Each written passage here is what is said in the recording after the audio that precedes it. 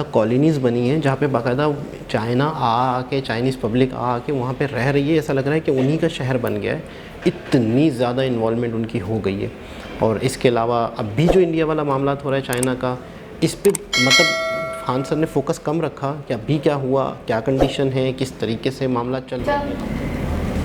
अस्सलाम वालेकुम, नमस्ते, सत श्री अकाल। कैसे हैं आप लोग? उम्मीद करती हूँ ठीक होंगे, खुश होंगे। मैं हूँ हदिका अली और मेरे साथ हैं तारिक नियाज़ी। अस्सलाम वालेकुम, नमस्ते, सत श्री अकाल। उम्मीद करता हूँ ठीक होंगे, खुश होंगे। दोस्तों जहाँ रहे खुश रहें, माँ बाप का ख्याल करें, क्योंकि माँ बाप है तो सभी कुछ है। आज की हमारी वीडियो है, आज की हमारी वीडियो है 10 Chinese and 8 Indian soldiers injured. So start करते हैं अपनी वीडियो को। Let's start guys. तो वीडियो का टाइटल है चाइना इंडिया कॉन्फ्लिक्ट। से स्टार्ट करते हैं। जय हिंद। देखिए, चाइना का एक इतिहास रहा है कि वो एक कम्युनिस्ट कंट्री है और अपने देश के अंदर हो रहे विद्रोहों को दबाने के लिए अपनी जनता को मीडिया से दूर रखता है और विदेशी आक्रमण या किसी छोटे मोटे लड़ाई का सहारा लेता है ताकि वहाँ की देश इसे भूल सके। ऐसे ही 1962 में हुआ था। 1960 में माओ के खिलाफ वहाँ आंतरिक विद्रोह की संभावना हो रही थी। माओ ने इसका फायदा उठाते हुए 62 की लड़ाई थोप दी भारत के ऊपर और अक्साई चीन का एरिया कब्जा कर लिया।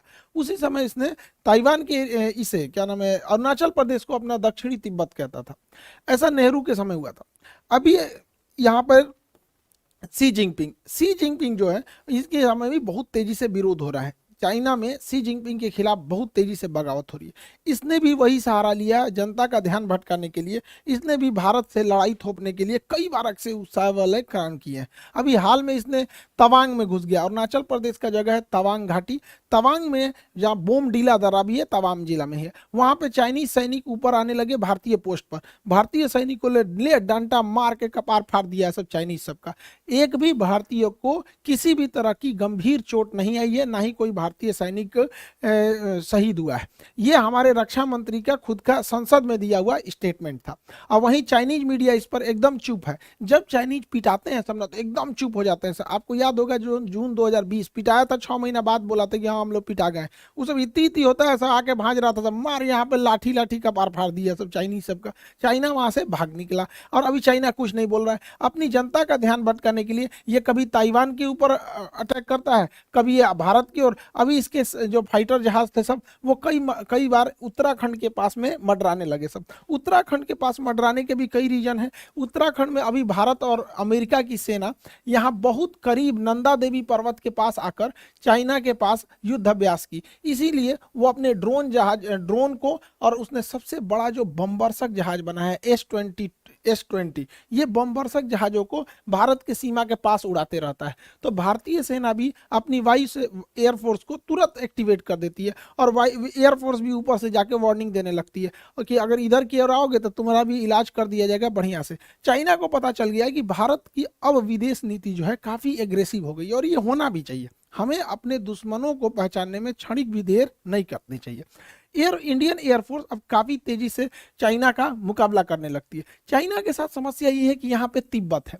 तिब्बत का पठार इतना ऊंचा है कि यहाँ पे कितना भी बेहतरीन जहाज दे दीजिए, कितना भी बेहतरीन जहाज, वो अपने फुल कैपेसिटी से नहीं उड़ सकता है, क्योंकि तिब्बत के ऊपर ऑक्सीजन की मात्रा बहुत कम होती है और किसी भी जहाज हो गया उसमें ईंधन जलने के लिए ऑक्सीजन की जरूरत ज्यादा होती है। तो यहाँ कितना भी बढ़िया जहाज रहेगा, यहाँ से यहाँ आने में अपनी पूरी पावर नहीं लगा सकता है। जबकि भारत का जहाज तो इधर ही रखा हुआ है, यहाँ पर इसके लिए ज्यादा उधर नहीं है, इसी को ज्यादा दिक्कत आता है। आपको पता होगा तिब्बत और हिमालय के ऊपर से कोई कमर्शियल जहाज जाते भी नहीं है सब यहाँ पे। तो इंडियन एयरफोर्स काफी एग्रेसिव में इसमें आगे बढ़ रही है। लेकिन चाइना इसे अन्य जगहों से घेरना चाह रहा है। पाकिस्तान के सहारे घेरना चाह रहा है, इधर मलक्का के सहारे, इधर तंजानिया के सहारे, तंजानिया के साथ इधर से मलक्का को इधर से, और ऐसे चारों ओर से चाइना भारत को घेरना चाह रहा है। हालांकि भारत भी इससे अब काउंटर अटैक के मूड में आ गया है। भारत अपने वायुसेना की ताकत को लगातार बढ़ा रहा है। एयर बेसेस को भारत बढ़ाया जा रहा है। अभी गुजरात में दीसा एयरबेस का शिलान्यास किया गया। यह एयरबेस बहुत जरूरी था। दीसा एयरबेस कहाँ है, उससे पहले आपको पाकिस्तान के एयरबेस का आइडिया होना चाहिए। पाकिस्तान का इधर का एरिया है बलूचिस्तान, इधर उसके दुश्मन कम है अफगानिस्तान है, तो उसमें अफगानिस्तान के पास कोई उतना टेक्नोलॉजी ही नहीं है। और उसका ज्यादातर एयरबेस अगर आप देखेंगे तो ये भारत की ओर मिलेगा। ये उसने पाक ऑक्युपाइड कश्मीर है, पीओके पे कब्जा कर लिया है यहाँ पे। अब यहाँ अगर आप ध्यान देंगे तो ये पाकिस्तान के बहुत सारे एयरबेस है, जिसमें एक तो यहाँ शाहबाज एयरबेस इसका बहुत प्रसिद्ध है। यहाँ F-16 जहाजें रहती हैं। शाहबाज एयरबेस, सुकूर एयरबेस, यहाँ पर मीरपुर एयरबेस, ये 3 एयरबेस पाकिस्तान के बहुत ही फ्रंट लाइन की एयरबेस है भारत को आगे की ओर काउंटर करने के लिए। और एक कश्मीर के पास में आया स्कार्दू एयरबेस। ये एग्जाम में क्वेश्चन पूछते हो भैया स्कार्दू एयरबेस कहाँ, पीओके में ही है स्कार्दू। तो कुछ जगह जो है ना करंट में जब फेमस हो जाते हैं तो उससे कुछ कुछ क्वेश्चन पूछता है, इसलिए याद रखने आप है। तो यहाँ मीरपुर एयरबेस, सुकूर एयरबेस और यहाँ शाहबाज एयरबेस, यहाँ पर इन एयरबेस से भारत में अंदर तक हमला किया जा सकता था। इसको काउंटर करने के लिए जोधपुर में फलोड़ी एयरबेस था, गुजरात के कच्छ में नलिया एयरबेस था। तो ये यहाँ से इसे काउंटर किया जा सकता था, लेकिन अभी पीएम मोदी ने यहाँ पर एक दीसा एयरबेस का उद्घाटन किया। दीसा एयरबेस जो है अब यहाँ से और अंदर तक काउंटर अटैक किया जा सकता है। तो ये एयरबेस भारत के लिए बहुत जरूरी है, क्योंकि हमको हर तरह से काउंटर अटैक के लिए रेडी रहना है, क्योंकि चाइना लगातार पाकिस्तान को सपोर्ट करते जा रहा है। तो ये एयरबेस जरूरी है। भारत अब अपने जितने भी एयरबेस हैं उसको, उसमें जो जहाज़ों को रखने के लिए बंकर है उसे अब नए मॉडल से अपग्रेड कर रहा है। उसका नाम है next generation harden aircraft shelter. ये इतने मजबूत होते हैं कि रनवे के बाद जहाज को अगर इसमें ले आ देते हैं तो इसके ऊपर 1000 किलो का भी बम गिरा दिया जाता है ना, इसको कोई असर नहीं होता है। इसकी टेस्टिंग हो चुकी है। देखिए ये जहाज इसी के अंदर था, इसको रख के तोड़ा है सब, ये ऊपर वाला ब्लास्ट हो गया है, जहाज चुपचाप निकल के चला गया। तो ये भारत इसको बहुत तेजी से अपने हर एक एयरबेस में इसको ला रहा है, ताकि जहाज जो है एयरबेस पे भी सेफ रह सके, ताकि युद्ध की स्थिति में काउंटर अटैक किया जा सके। भारत इसको बहुत भली भांति से समझ गया है कि अब हम लोगों को एग्रेसिवली आगे बढ़ना पड़ेगा, क्योंकि चाइना लगातार हमें घेरते आ रहा है। इसलिए भारत ने अपने यहाँ, ये तो हो गया अफगानिस्तान के लोगों को भारत से बहुत लगाव रहता है। तो भारत में रिलेशन अच्छा है, लेकिन पीओके कब्जा करने की वजह से डायरेक्ट कनेक्शन नहीं है। यहाँ पर है आपका तजाकिस्तान। ये ताजिकिस्तान जो जगह है, यहाँ पर भारत 2 एयरबेस ले रखा है। यहाँ से हम चाइना के लिए भी काउंटर अटैक कर सकते हैं, यहाँ से पाकिस्तान के डीप एरिया में भी काउंटर अटैक कर सकते हैं। 2 एयरबेस है यहाँ पर, एक का नाम है ऐनी एयरबेस और एक का नाम है फारकोर एयरबेस। तो ये दोनों एयरबेस ताजिकिस्तान में, फारकोर और ऐनी एयरबेस, इससे हम लोग चाइना के एरिया में काउंटर अटैक और पाकिस्तान में कर सकते हैं। ये सबसे ज्यादा काम कब करेगा? चाइना यहाँ पे सड़क बना रहा है CPEC, China Pakistan economic corridor. इसको इधर से तो अटैक करता ही हो सकता है, इस एयरबेस के थ्रू यहाँ से भी अटैक किया जा सकता है। इसलिए भारत को अब रेडी रहना है, क्योंकि चाइना में अगर ज्यादा विवाद होगा तो पक्का किसी ना किसी से उलझेगा। तो उधर या तो उलझेगा ताइवान से, नहीं तो इधर उलझेगा भारत से। इसलिए सतर्क रहना है। हम लोग के लिए भी एक तरह का ये लिटमस टेस्ट है। हालांकि भारत बहुत तेजी से अपने कदम आगे बढ़ा रहा है, लेकिन चाइना का सोच क्या है, वो सिल्क रूट के माध्यम से भारत को घेरना चाह रहा है। लेकिन चाइना की टेंशन क्या है, वो मलक्का के पास से यहाँ से भारत को, ये उसके लिए सबसे बड़ी समस्या है, क्योंकि मलक्का के पास भारत बहुत स्ट्रांग है। यहाँ पर हमारा अंडमान निकोबार है। ये अंडमान निकोबार में हमारी तीनों सेना रहती है, थल सेना, वायुसेना, नौसेना। साथ ही यहाँ नीचे में कोकोस आइलैंड है। कोकोस आइलैंड, चाइना यहाँ से या तो मलक्का से होकर निकलेगा या तो सुंडा से होकर निकलेगा। अगर मलक्का से होकर निकलेगा तो अंडमान निकोबार में कुछ आएगा, और अगर सुंडा से होकर निकलेगा तो कोकोस में कुछ आएगा। देखिए कोकोस आइलैंड हमारा नहीं, देखिए कोको अलग है। कोको आइलैंड म्यांमार के पास है, हम ही लोग का था, नेहरू ने गिफ्ट दे दिया यहाँ पे। ये कोकोस आइलैंड जो है ये ऑस्ट्रेलिया का है, लेकिन ऑस्ट्रेलिया से हम लोगों ने समझौता कर रखा है कि एक दूसरे के बेस का इस्तेमाल करने के लिए, तो इसका इस्तेमाल हम लोग कर सकते हैं यहाँ से काउंटर करने के लिए। इसलिए चाइना को पता है कि इस एरिया में हम कुछ नहीं कर सकते हैं, इसलिए चाइना मलक्का को अपने डेलिमा दुविधा समझता है, मलक्का डेलिमा। इसलिए वो डायरेक्ट इस एरिया से, समुंदर से घूम के नहीं आना चाहता है, वो डायरेक्ट सड़क के माध्यम से अपने सामान को यहाँ लाता है और इस रास्ते से निकल जाता है। यहाँ पे उसने बहुत बड़ी सड़क बना रखी है, इस सड़क के चारों ओर फैक्ट्री, पेट्रोल पंप, हॉस्पिटल्स, अलग अलग चीज़ों को खोल रखा है। इसका नाम है CPEC। CPEC को काउंटर करना भी बहुत जरूरी है, जो ग्वादर पोर्ट से जुड़ता है। यहाँ पर CPEC के लिए यहाँ पर हमको ऐनी एयरबेस और फारखोर एयरबेस यहाँ से काउंटर कर देंगे, और यहाँ ईरान का चाबहार बंदरगाह हम इसे काउंटर करके आइसोलेट कर सकते हैं। इसलिए रेडी रहने के लिए ज़रूरी है। हालांकि भारत के पास इसके अलावा भी बहुत सारी संभावना है। यहाँ पर चाइना इतना तेजी से एक्सपांड किया कि अफ्रीका का देश है जिबूती में इसने अपना एक सैन्य अड्डा ले लिया।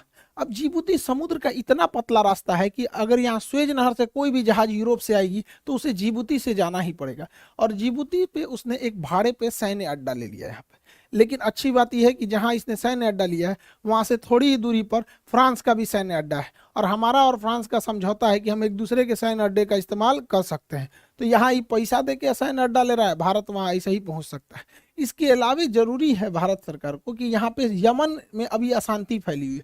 यमन का यह सोकोत्रा आइलैंड भारत के लिए एक वरदान साबित होगा, क्योंकि अगर हमारा सोकोत्रा आइलैंड पर अब अगर प्रेजेंस बन गया तो यहाँ से हम ग्वादर बंदरगाह को काउंटर कर सकते हैं, यहाँ से हम जिबूती को काउंटर कर सकते हैं, और यहाँ से हमारी सप्लाई लाइन को भी कोई नहीं रोक सकता है। लेकिन अभी यमन के सोकोत्रा आइलैंड पर किसी का ध्यान नहीं गया है। यहाँ पे करना चाहिए, सरकार को आगे बढ़ना चाहिए। चाइना ने इतना ज्यादा मात्रा में लोन दे रखा है अफ्रीकी देशों को कि उन्हें अपने कर्ज के जाल में फंसा लिया, और इस जाल में फंसाया बढ़िया से तंजानिया को। तंजानिया जो है इसका एक जंजीबार द्वीप है जो दुनिया में सबसे ज्यादा लौंग के उत्पादन के लिए प्रसिद्ध है। तंजानिया के सभी समुद्री तटों को चाइना मांग रहा है कि हमको दे दो लीज पे, ये सारे समुद्र तट पे हम अपने बंदरगाह बनाएंगे। और आपको पता है कि चाइना अगर बंदरगाह बना दिया तो वहां अपनी पनडुब्बी नौसेना की जहाजों को लाएगा। हम लोगों की लाख कोशिशों के बावजूद चाइना का जहाज यहाँ पर अपना लंगर डाल ही दिया। इसलिए इसे काउंटर करने के लिए भी भारत के पास कई सारे द्वीप हैं। सेशेल्स का द्वीप एजम्पशन आइलैंड जिस पे भारत अपना मतलब बेस बनाने वाला है, सेशेल्स में यहाँ पर है। मॉरिशस में एग्लीगा द्वीप है। ये दोनों द्वीप यहाँ से काउंटर अटैक के लिए यहाँ पर अवेलेबल हो सकते हैं। तो कहने का सेंस ये है कि भारत को पहले से अब रेडी रहना चाहिए, क्योंकि चाइना में जहां उथल पुथल होगा तो शी जिनपिंग अपने देश की जनता का ध्यान अपने ओर से हटाने के लिए वो कि या तो ताइवान की ओर हमला करेगा या तो फिर भारत की ओर। हालांकि भारत की ओर करेगा नहीं, अब उसको पता है कि 62 नहीं रह गया, यहाँ पे आदमी दौड़ा के मारेगा उसको। हालांकि युद्ध में अब अगर देखेंगे तो वर्तमान परिदृश्य में कई सारी चीजें चेंज हो गए हैं। यूक्रेन युद्ध में ड्रोन ने पूरी तरह से कंप्लीट सिनेरियो को ही चेंज कर दिया। तुर्की जैसा देश ड्रोन के मामले में, ईरान जैसे देश ड्रोन के मामले में बहुत तेजी से आगे बढ़े हैं। तुर्की का कौन सा ड्रोन यूक्रेन में तबाही मचाया, और रूस जैसे शक्तिशाली देश को ईरान से क्यों ड्रोन मंगाने पड़े, इसे भी हम लोग समझेंगे। उससे पहले आप लोग को सूचना भाई यूपीएससी वाले बैचों के लिए, देखिए बहुत सारे लड़के आप लोगों को हम बताए भी थे यूपीएससी के लिए। जून में ही हम आपको अनाउंस किए थे कि यूपीएससी बैच आएगा जून में, लेकिन यूपीएससी बैच सबसे बेहतर बन सके, इंडिया में वर्ल्ड क्लास के टीचर्स का सिलेक्शन हो सके, इसलिए काफ़ी डिले हो गया था इस मैटर को लेकर। लेकिन अब बहुत अच्छे अच्छे टीचर जुड़ चुके हैं हम लोग के साथ। हिस्ट्री के लिए मणिकांत सर हैं, आपके पॉलिटी के लिए राजेश मिश्रा सर हैं, और भी बहुत सारे टीचर हैं हम लोग के। एक एक करके अब हम लोग सबके बारे में जानते चलेंगे। यहाँ पर यूपीएससी के बैच में जितने लड़के इनरोल नहीं हो पाए थे, अब आप लोग इनरोल हो जाएंगे, ताकि जो लड़के ऑलरेडी एप्लीकेशन में पढ़ रहे हैं वो इनरोल हो चुके हैं। तो यूपीएससी वाले बच्चे आप लोगों के लिए बहुत कम में फी है, 7500 में। ये हो सकता है कि कुछ 8000 के आसपास या फिर इसी में रहेगा, इतना फीस है। सबसे कम फी, एकदम क्वालिटी वाइज सबसे बेहतरीन रखा गया इसको। इसमें आपका पीटी और मेंस सभी को कवर कराया जाएगा, जैसा कि आपको वादा किए थे कि हम लोगों को यूपीएससी के सेक्टर में बहुत आगे काम करना है। ये ज़रूरी भी है, क्योंकि हिंदी मीडियम के लड़के जो गांव के पृष्ठभूमि के थे, बड़ी फीस की वजह से वो पढ़ाई नहीं कर पाते थे। मेरी भी मजबूरी थी, एप्लीकेशन में उतना जगह नहीं था, जिस वजह से हमको एप्लीकेशन के लड़कों को बोलना पड़ा। फिर आप लोग यूट्यूब परिवार आपको कैसे छोड़ सकते हैं, तो आप लोग को भी कर रहे हैं। तो गाँव का जितना भी लड़का है, जिन लोगों को अब दिल्ली जाने के लिए पैसे नहीं थे, अब वहाँ गाँव तक में आपको अब शिक्षा दी जा सकती है। तो अभी ये है आपका, जितना जल्दी इसमें इनरोल हो जाएंगे लोग, उतना जल्दी क्लास हो जाएगा। क्योंकि एप्लीकेशन वाले ऑलरेडी इनरोल हो गए हैं, तो उनको 2 दिन हम रोक लेंगे। संडे को आप दोनों लोग को जैसे उनका पहले से एडमिशन हो गया, आप लोगों को इधर 4 दिन टाइम देते हैं, फिर संडे से हम दोनों का क्लास एक साथ चालू कर देंगे। तो जो लोग एप्लीकेशन पे ऑलरेडी जुड़ गए हैं, उन लोगों का क्लास संडे तक के लिए थोड़ा सा डिले किया गया, ताकि इन लोगों को भी एक साथ जोड़ के क्लास को आगे प्रोसीड किया जा सके। तो संडे से तक आप लोग को टाइम है। आप यूपीएससी में जितने नए लड़के हैं जुड़ेंगे, और एक एक करके आपको सारे टीचर से हम इंट्रोड्यूस कराते रहेंगे। आप लोगों को भी बहुत मजा आने वाला है। अब यूपीएससी में क्या है कि अब फीस कम होने की वजह से बहुत नॉर्मल फीस कर दी है। पहले आप जाएंगे तो 2-2.5 लाख रुपए फीस पड़ती है दिल्ली में। आप वैसे ही टीचर से जो दिल्ली में हैं, उन्हीं लोगों से एकदम बेहतरीन मार्गदर्शन में आप लोग शिक्षा लेंगे। और अब जो कहा जाता था हिंदी मीडियम के लड़कों का रिजल्ट नहीं होता था, तो अब बहुत सारे ऐसे लड़के थे जो गरीबी की वजह से नहीं शिक्षा ले पाते थे, अब उन लोगों के लिए भी एक मौका है। तो आई होप आप इसको समझे होंगे। अब एक एक करके हम आपको यूपीएससी के शिक्षक लोगों से मिलाते रहेंगे। आप लोगों से भी कहते हैं मन लगा के पढ़ाई कीजिएगा, माँ बाप का सपना पूरा कीजिए, देश बदलिए, और कोशिश कीजिए कि जब अधिकारी बने तो एकदम जमीनी लेवल पे काम करें, ताकि देश आगे बढ़ सके। आई होप आप इसे समझे होंगे। मिलेंगे नेक्स्ट क्लास में। जय हिंद। जी जनाब, जी जनाब, बहुत ही ज़बरदस्त डिटेल वीडियो। और सेम इसी तरह की वीडियो हमने पहले भी देखी थी। और चाइना की जो पॉलिसी है या चाइना का जो एक प्लान है या चाइना का जो मकसद है वो काफ़ी कुछ समझ आया था। और मज़ीद अगर उसी तरह की वीडियो जिसमें अच्छा खान सर की सबसे ख़ास बात ये है कि बिल्कुल रफ़, आसान, नॉर्मल जैसे बातें करते करते समझाते हैं। और दूसरे टीचर्स और इनमें ये फ़र्क है कि ये जैसे लग रहा होता है कि किसी के बारे में कोई बता रहा होता है, नॉर्मल डिस्कशन कर रहा होता है, उस तरह बताते हैं तो एक तरह से अंडरस्टैंड होता है। बहुत सारे टीचर्स हैं जो बहुत ही ज़्यादा टीचर बन के बताते हैं, जो बहुत ही ज़्यादा एक तरह से एक तरह से जैसे लिखा हुआ हो और एक एक वर्ड पे जोर दे दे के ये अपने सब्जेक्ट को, अपने उसको मुद्दे को, अपने मौजू को, अपने उसको पूरी तरह पहले समझ लेते हैं। समझने के बाद ये इन्हें नहीं पता होता कि मैं पहले ये बताऊंगा या ये बताऊंगा या वो बताऊंगा। इनके जहन में जो पहले आ गया, इस तरफ वाला आ गया या अफ्रीका वाला आ गया या सीपेक वाला पहले जहन में आ गया, ये वर्बली बताते रहते हैं। मतलब इनके जहन में मुझे नहीं लगता कि स्टेप बाय स्टेप और हेडिंग वाइज और एक एक लफ्ज़ ब लफ्ज़ बताऊं। तो इस वजह से बहुत ज़्यादा हमें, और मुझे लगता है जब हमें आसानी से समझ आ जाता है तो सबको इसी वजह से समझ में आ जाता होगा।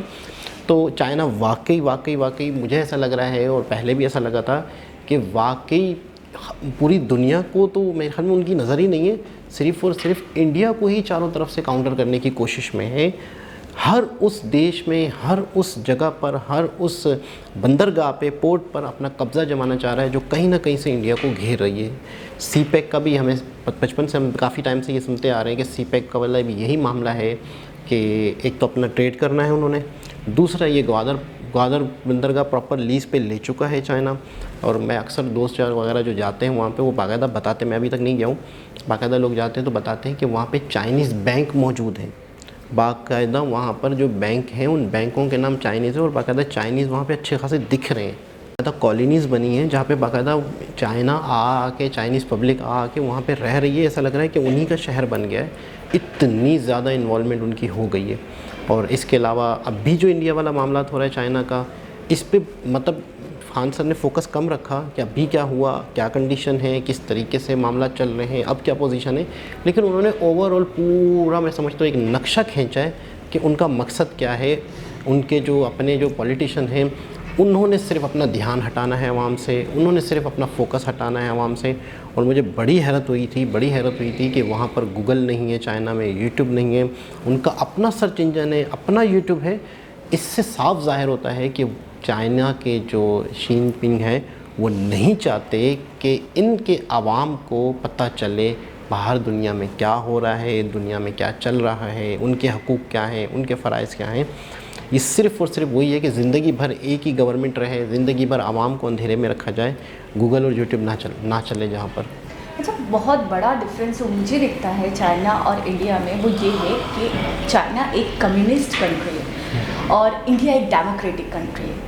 यहीं पे बात समझ में आ जाती है कि कौन क्या है और कौन कितने पानी में। अच्छा, जहाँ पे डेमोक्रेसी ही ना हो, जहाँ उनकी आवाम के बारे में ही वो ना सोचते हों, वो सिर्फ़ और सिर्फ अपना मफाद देखते हों, खुद ही राज करते हों, आवाम की नहीं सुनी जाती हो। वहाँ पे हमने थोड़े दिनों पहले देखा था कि फ़ूड को लेकर इतना एहतिजाज हो रहा है, लोग खाली पैन और हाथों में फोर्क्स लेकर एहतिजाज कर रहे हैं। ज़ूम मायने तौर पे कर रहे थे, डायरेक्टली बोल नहीं सकते। चलो मैं अपने आप को कहीं से तो लक्की कह सकती हूँ, चलो यहाँ से लक्की कह लेती हूँ कि मैं पाकिस्तान में रहती हूँ, तो कम से कम मैं अपने पॉलिटिशियन को कुछ भी कह सकती हूँ, मैं अपने प्राइम मिनिस्टर को कुछ भी कह सकती हूँ।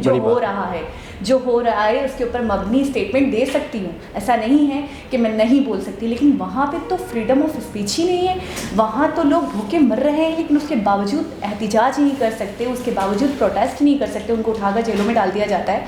तो यानी कि इस हद तक उन्होंने जकड़ा हुआ है जब अपने लोगों को, तो वो दूसरों के लिए क्या हमदर्दी हो, दूसरों के लिए क्या सॉफ्ट कॉर्नर रखना हो, दूसरों के लिए क्या हमदर्दी और कुछ अच्छा सोचना हो, कोई मोहब्बत या मेल मिलाप का सोचना, तो ये तो बिल्कुल ही दर परे हो गई बात। पहला पॉइंट जो मेरे दिमाग में चल रहा था।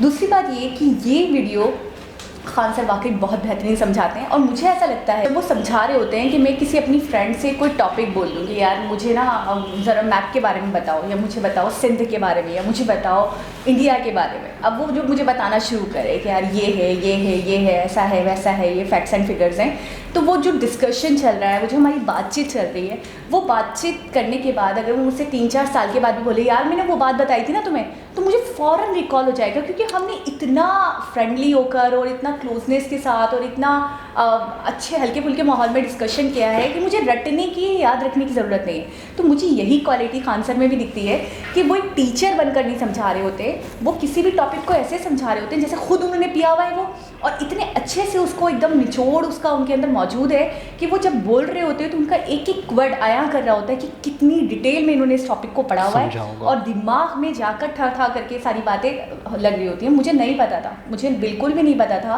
कि इंडिया कहाँ से चाइना को काउंटर कर सकता है। मैं सिर्फ और सिर्फ गलवान वैली के हवाले से हमेशा सुनती थी, हमारे न्यूज़पेपर्स में, हमारे फेसबुक वगैरह पे अक्सर आर्टिकल्स वगैरह भी देख लेती थी, तो उसमें गलवान वैली का बहुत ज़्यादा जिक्र होता था कि यहाँ से ही अटैक करेंगे तो करेंगे और कहीं से नहीं कर सकते, चाइना और इंडिया का कॉन्फ्लिक्ट यहीं चलता रहता है। लेकिन आज मुझे पता चला कि वो जी अंडमान निकोबार के थ्रू भी आ सकते हैं जी, यमन में भी हमें चाहिए कि हम अपना एक हवाई अड्डा रखें या वहाँ पे भी हम अपनी थोड़ी सी सेफ्टी करें, सिक्योर करें खुद को। अच्छा 2-3 जगहें और उन्होंने बताया, पाकिस्तान वाला भी एरिया उन्होंने बताया जहाँ पे CPSC उन्होंने बोला चाइना पाकिस्तान ईरान में जहाँ पे बन रहा था वहाँ से भी हो सकता है, हाँ वहाँ से भी हो सकता है। फिर जापान, ताइवान की तरफ से बोल रहे थे ना, नहीं ताइवान नहीं, एक और ईरान की तरफ से, ईरान की तरफ से भी है, यमन की तरफ से भी है, अफ्रीका की तरफ से भी है, अफ्रीका को तो वो कह रहे हैं खैर, अफगानिस्तान की तरफ से भी है, बिल्कुल ही अपने जाल में फंसा लिया, काज़ाकिस्तान की तरफ से हाँ, कि हम तो इनके टापू जो है वो आप हमें दे दो लीज पर, हम वहाँ पे अपनी फ़ौज और अपनी चीज़ें यानी अपनी सेटिंग करना चाहते हैं। तो यानी कि टोटल मैंने देखा मैप के अंदर कि इंडिया को चारों तरफ से घिरा हुआ है, मतलब कोई एक पॉइंट भी ऐसा नहीं दिख रहा कि वहाँ से ये नहीं आ रहे हो। इन्होंने सी साइड वाला जो एरिया है वहाँ से भी इन्होंने घेर लिया है, इन्होंने डिफरेंट कंट्रीज़ के साइड से भी घेर लिया है। तो ये चीज़ मुझे इतने अच्छे से समझ में आई, क्योंकि पहले मुझे इतना ज़्यादा नहीं पता था, मुझे गलवान वैली का ही अक्सर मैं सुनती थी, मुझे लगता था वो रोड वाले एरिया से ही ये अटैक करते होंगे, अफगानिस्तान वाला या पाकिस्तान वाला। मेरे दिमाग में हाँ पाकिस्तान वाला हल्का फुल्का ये होता था कि शायद ये इन्होंने इतना जो दोस्तियाँ वगैरह करी हुई हैं तो ये इंडिया के लिए ही इतना करते होंगे। ये चीज़ मुझे बहुत क्लियर हुई, बहुत अच्छे से समझ में आई। अच्छा ये इन्होंने एक बात 2-3 बार बोली, और क्योंकि 2-3 बार बोली है तो यकीनन इम्पॉर्टेंट है बात ये। इन्होंने ये कहा कि इनके जब मुल्क के अंदर कुछ फसादात होते हैं या इनकी गवर्नमेंट जब प्रेशर में आने लगती है तो फिर ये उनकी तवज्जो को घटाने के लिए या हटाने के लिए, डाइवर्ट करने के लिए ये किसी भी कंट्री के ऊपर धावा बोल देते हैं। और वो उन कंट्रीज़ के अंदर 2 नाम इन्होंने कहा सरे फहरिस्त थे, एक भारत और दूसरा ताइवान।